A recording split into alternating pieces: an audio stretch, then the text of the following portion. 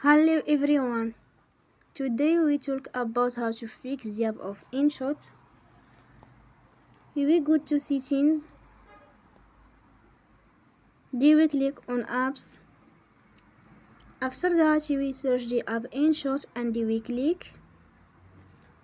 Then we will on for stop. After that we go to storage.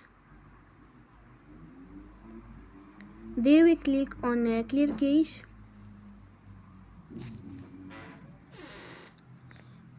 You will go to Play Store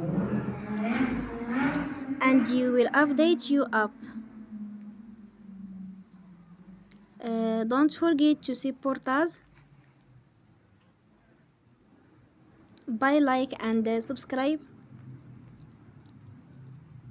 See you next time and thank you for watching.